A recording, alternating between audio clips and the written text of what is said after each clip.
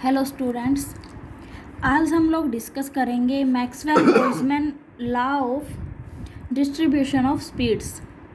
ठीक है, इसके लिए लास्ट टाइम हम लोगों ने जो NP-DP निकाला था उस इक्वेशन का हम लोग यहाँ यूज़ करेंगे। NP-DP क्या था? Number of molecules having the momentum range from P to P plus DP, है ना। तो NP-DP की वैल्यू क्या आई थी? 4πn 1/2 mkt raised to power 3/2 p square e raised to the power minus of p square by 2 mkt dp। Okay, अब अगर हम लोग स्पीड की बात करें तो हम सबको पता है कि momentum is equal to mass into velocity, है ना। यहाँ v को मैं एज ए स्पीड ट्रीट करूँगी। v को मैं कैसे ट्रीट करूँगी? एज ए स्पीड ट्रीट कर रही हूँ। तो p is equal to M V and D P is equal to M D V, because D M is the term that is equal to constant. तो इसीलिए अगर तुम लोग कहो इंटू वी डी एम तो ये टर्म क्या हो जाएगी? 0। तो यहाँ से डी पी क्या आ जाएगा? Only M D V. तो यहाँ से जब हमें p is equal to M V है और D P is equal to M D V है तो हम लोग इजीली नंबर ऑफ मॉलिक्यूल्स निकाल सकते हैं within the range v to v plus D V, मतलब कि जिनकी स्पीड v से v प्लस डी वी के इंटरवल में लाई करे वो टोटल नंबर ऑफ मॉलिक्यूल्स क्या होंगे। तो एन वी डी वी, इसके लिए क्या करेंगे? जहाँ भी p है वहाँ पर हम उसे m की टर्म से रिप्लेस कर देंगे। तो 4πn तो आया सेम 1/2 mkt की power 3/2 e raise to the power minus of p square है तो m square v square by 2 mkt। ठीक है, और ये p स्क्वायर है तो इसकी जगह m स्क्वायर v स्क्वायर, और ये dp भी आया है तो dp की जगह क्या था? mdv था इंटू mdv। ये इक्वेशन आ गई। अब जो कैंसिल आउट हो रही है उन्हें कैंसिल कर देते हैं और बाकी सबको एक साथ ले लेते हैं। 1/2 mk t raise to the power 3/2 m 3 times हो गया m cube v square e raise to the power minus of m square, m से m एक कैंसिल हो जाएगा, minus of m v square by 2kt into dv। ठीक है, तो NVDV की वैल्यू क्या आई? अब 4πn, और ये देखो ये m क्यूब हो गया और ये m की पावर 3/2 हो गया। तो कैंसिल आउट होने के बाद क्या बचेगा? m की पावर 3/2 ऊपर बचेगा ना, तो m/2πkt की power 3/2 e raise to the power minus of mv square by 2kt into v square dv। अब ये क्या आ गया? Number of molecules having the speed ranging from v to v plus D. और ये जो इक्वेशन है बेटा इसको क्या कहा जाएगा? Maxwell-Boltzmann law of distribution of speed. ठीक है, क्या है ये डिस्ट्रीब्यूशन कि कितने नंबर ऑफ मॉलिक्यूल्स लाई कर रहे हैं from the speed v to v plus D. Okay, अब हमें पता है कि प्रोबेबिलिटी जब भी हम लोग फाइंड आउट करते हैं किसी भी इवेंट के अकरेंस की, तो वो इवेंट कितनी बार अक्कर हुआ है, वो चांसेस, जिसे कि हम लोग इवेंट की अकरेंस मतलब जितने टाइम w को छोड़ो, इवेंट कितनी बार अक्कर हुआ है वो chances by total number of space, total space of the system, इससे रिप्रेजेंट करते हैं ना। तो अगर हम लोग प्रोबेबिलिटी फाइंड आउट करना चाहें कि कितने नंबर ऑफ मॉलिक्यूल्स हैं जो कि स्पीड उनकी v to v plus D V है, उनके बीच जो मॉलिक्यूल्स हैं उनकी प्रोबेबिलिटी क्या होगी, तो इसके लिए हमें स्पीड अप को भी डिवाइड करना पड़ेगा टोटल नंबर ऑफ मॉलिक्यूल्स से। तो इसीलिए अब क्या होगा? PV/DV is equal to NV/DV by n। तो ये किसके इक्वल आएगा? 4πm/2πkt raise to the power 3/2 e raise to the power minus of mv square by 2kt v square dv। ये क्या आ गई? Probability of molecules having the speed v to v plus dv। अब प्रोबेबिलिटी जो है वो function हो गई एक मॉलिक्यूल का जिसकी की स्पीड v है। अगर हम लोग, ये तो आ गया V2 V प्लस dV, अगर हम लोग ओनली एक मॉलिक्यूल फाइंड आउट करना चाहें जिसकी किस और उसकी प्रोबेबिलिटी फाइंड आउट करना चाहें जिसकी स्पीड ओनली V है, तो इसलिए ये dV वाली टर्म को एग्जिट करना पड़ेगा यहाँ से। तो यहाँ से PV किसके इक्वल आ जाएगा, 4 पाई m/2 पाई KT की power 3/2 V square E raise to the power minus of mv square by 2 KT। ये क्या आ गई, PV, मतलब कि मॉलिक्यूल जिसकी की स्पीड क्या है, V है, उसकी प्रोबेबिलिटी। ठीक है, अब हम लोग डिस्कस करेंगे कि जो ये स्पीड और डिस्ट्रीब्यूशन वाला ये जो लॉ हम लोग पढ़ रहे हैं, इसकी ग्राफिकल रिप्रेजेंटेशन कैसे होगी। तो ग्राफिकल रिप्रेजेंटेशन के लिए सबसे पहले, जब मेरे पास NV/dV है, मतलब कि नंबर ऑफ मॉलिक्यूल्स जिनकी की speed V2 V plus dV लाई कर रही है, तो अगर मुझे टोटल नंबर ऑफ मॉलिक्यूल्स निकालने हैं सिस्टम के, तो मैं इसका इंटीग्रेशन कर दूंगी। इंटीग्रेशन मैं कर दूंगी 0 to infinity एंड NV/dV। अब ये 0 to infinity क्या शो कर रही है, लोअर लिमिट हो गई इसकी 0 और अपर लिमिट हो गई इसकी इन्फिनिटी। तो ये लोअर लिमिट क्या शो कर रही है कि जो स्पीड है ये कभी भी नेगेटिव नहीं हो सकती, लोवेस्ट लिमिट होगी इसकी 0। इन्फिनिटी क्या शो कर रही है कि अपर लिमिट स्पीड की कुछ भी हो सकती है, बट द कंडीशन इज कि लोअर लिमिट नेगेटिव नहीं हो सकती, मतलब कि स्पीड मॉलिक्यूल की नेगेटिव में नहीं जा सकती, इट कैन बी 1। ओके, तो अब जब हम इसी को, जो ये हमने ये n निकाला है टोटल नंबर ऑफ मॉलिक्यूल्स, तो अगर हम टोटल प्रोबेबिलिटी निकालना चाहें सिस्टम की, तो उसके लिए भी हम जो PV/dV होगा, इसको भी 0 to infinity इसका इंटीग्रेशन कर देंगे।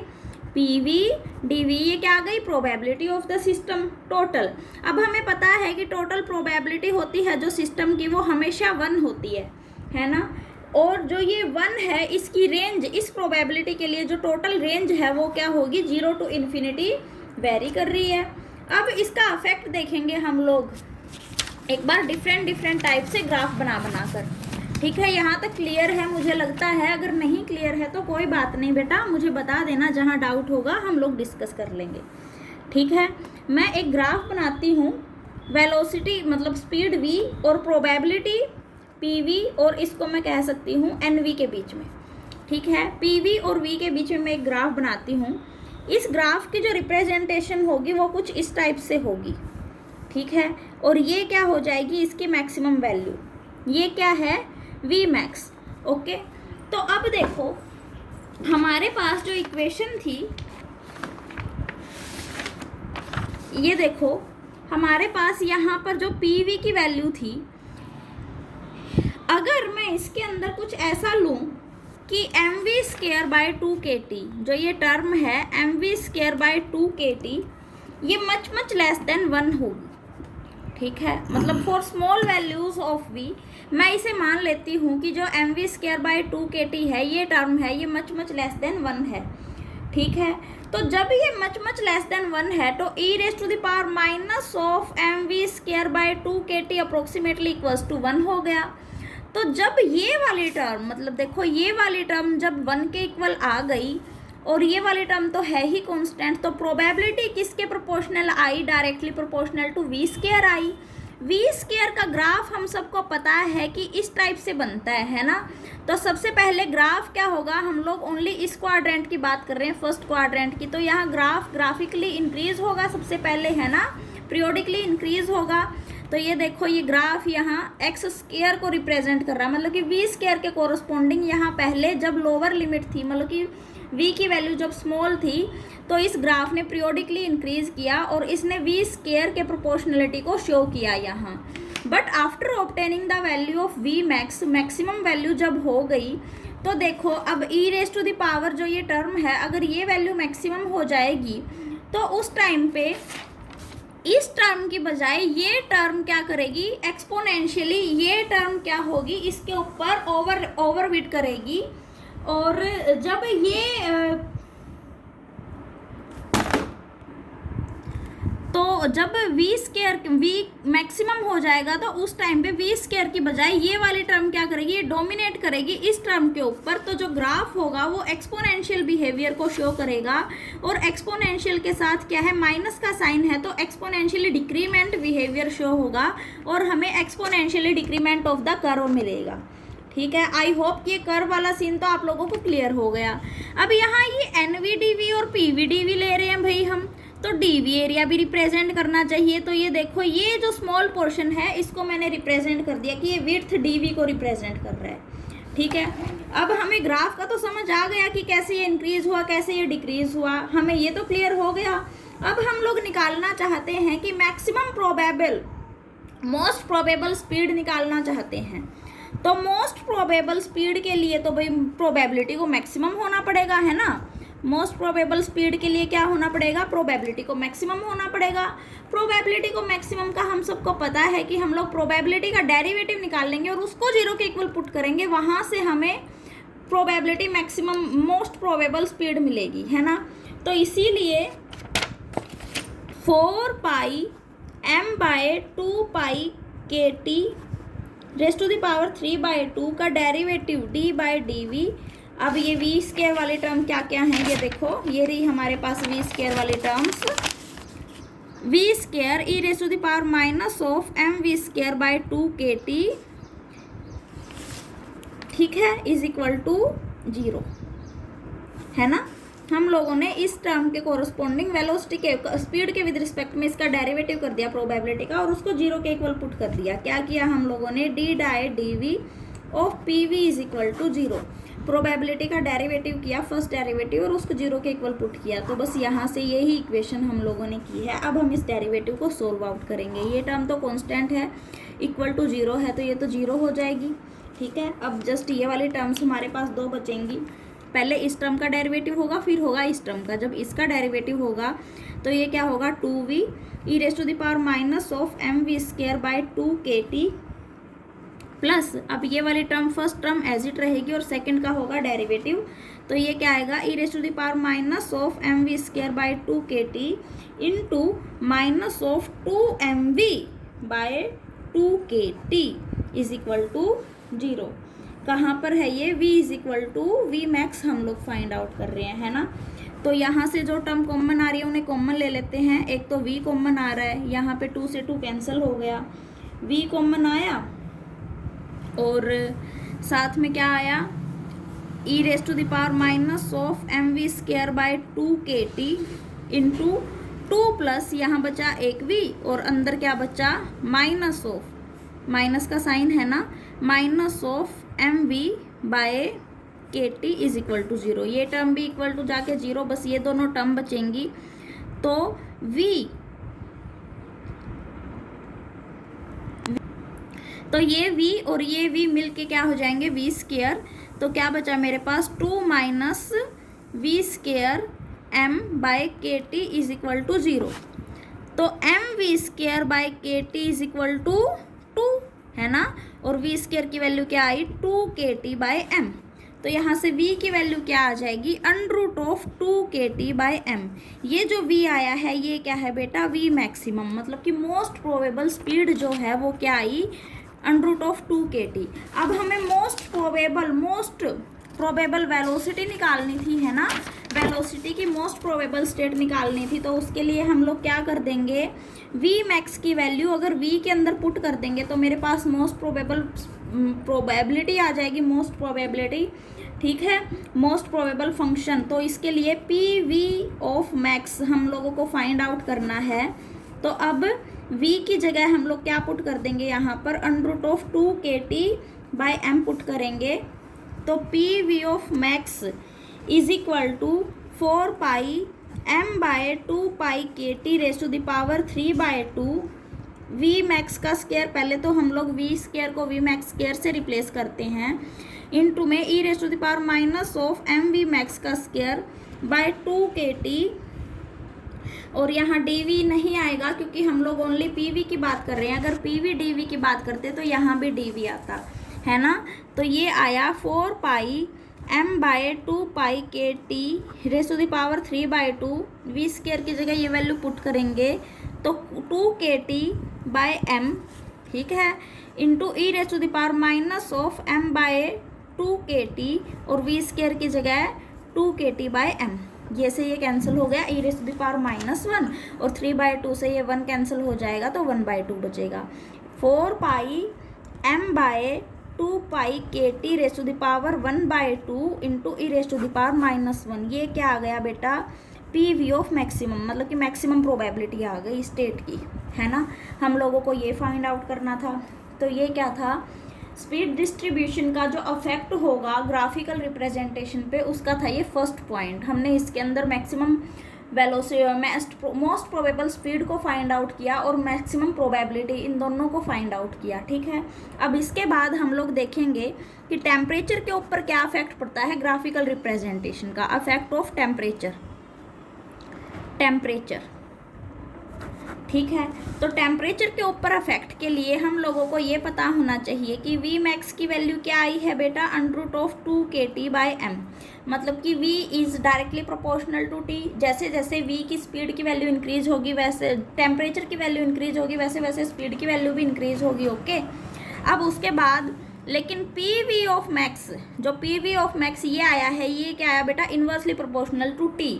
तो जैसे जैसे टेम्परेचर की वैल्यू इंक्रीज करती है, वैसे वैसे जो मोस्ट प्रोबेबल स्पीड, जो ये प्रोबेबिलिटी की कंडीशन है, जो ये मोस्ट प्रोबेबिलिटी है, ये क्या हो जाएगी, डिक्रीज करेगी। तो probability of the system will decreases as the temperature of the system increases, है ना। प्रोबेबिलिटी क्या होगी, डिक्रीज करेगी जैसे जैसे टेम्परेचर इंक्रीज करेगा। तो अब हम लोग प्रोबेबिलिटी PV और स्पीड v के बीच में ग्राफ एक बार बनाएंगे। टेम्परेचर को इंक्रीज करते हैं हम लोग, दो कर्व लेते हैं जिनके ऊपर की टेम्परेचर क्या है, कांस्टेंट ले रहे हैं। एक बार तो मैंने टेम्परेचर ले लिया, एक हाइड्रोजन मॉलिक्यूल H2 के ऊपर हम लोग लेंगे, ठीक है। इस पर टेम्परेचर मैंने लिया 400 केल्विन के कोरस्पोंडिंग, और एक बार मैंने इसे लिया 1400 केल्विन के कोरस्पोंडिंग, ठीक है। तो 400 केल्विन के कोरस्पोंडिंग हम लोगों ने देखा कि वी मैक्स की वैल्यू, मोस्ट प्रोबेबल स्पीड की वैल्यू उसने यहाँ ऑब्टेन कर ली थी, और ये कर्व हमें इस टाइप से मिल गई थी। और जब 1400 केल्विन टेम्परेचर हुआ तो यही कर्व क्या हो गई बेटा, एक्सपेंड हो गई, क्योंकि प्रोबेबिलिटी जो होती है टोटल सिस्टम की वो हमेशा 1 के इक्वल होती है। तो जो इसके अंदर का एरिया होगा वो कांस्टेंट होगा, बस उसकी पीक इंक्रीज कर जाएगी और डिक्रीज कर जाएगी। तो इसीलिए यहाँ पर वी मैक्स की वैल्यू हमें कहाँ मिली, आगे जाके मिली। तो वेलोसिटी देखो, स्पीड देखो, स्पीड टेम्परेचर के साथ साथ इंक्रीज हो गई है ना। टेम्परेचर इंक्रीज हुआ तो स्पीड की वैल्यू भी इंक्रीज हो गई, मोस्ट प्रोबेबल स्पीड की। बट प्रोबेबिलिटी की जो पीक थी वो क्या हो गई, डिक्रीज हो गई, बिकॉज प्रोबेबिलिटी क्या थी, इन्वर्सली प्रोपोर्शनल टू टेम्परेचर थी, है ना। ये ग्राफ आप लोगों को समझ आ गया। अब इसके बाद हम लोग देखेंगे कि मॉलिक्यूलर सिस्टम के ऊपर क्या अफेक्ट पड़ता है, मतलब मास के ऊपर क्या अफेक्ट पड़ता है। तो हम लोगों ने देखा वी मैक्स की वैल्यू क्या थी, √2kT/m। तो वी मैक्स क्या था, इन्वर्सली प्रोपोर्शनल था किसके, स्पीड के। और प्रोबेबिलिटी पी मैक्स की वैल्यू क्या थी, 4 इंटू m/2πkT की पावर 1/2 e⁻⁻1। तो यहाँ से पी मैक्स क्या था, प्रोबेबिलिटी क्या थी, डायरेक्टली प्रोपोर्शनल टू मास थी, और वेलोसिटी स्पीड क्या थी, इन्वर्सली प्रोपोर्शनल टू मास थी। तो जैसे जैसे हम लोग अब ग्राफ बनाएंगे एक बार मास के बीच में और किसके बीच में, स्पीड v के बीच में। तो जैसे जैसे सिस्टम का जो मास होगा वो इंक्रीज करेगा, तो देखो उसकी स्पीड क्या होगी, कम होगी, लेकिन जो उसकी पीक, प्रोबेबिलिटी की जो पीक की वैल्यू होगी वो क्या होगी, इंक्रीज करेगी, ठीक है। अब जैसे हाइड्रोजन और ऑक्सीजन की ही अगर हम लोग बात करें तो oxygen is much greater than, oxygen का जो मास होता है वो बहुत ज़्यादा होता है एज़ कम्पेयर टू हाइड्रोजन, हम सबको पता है।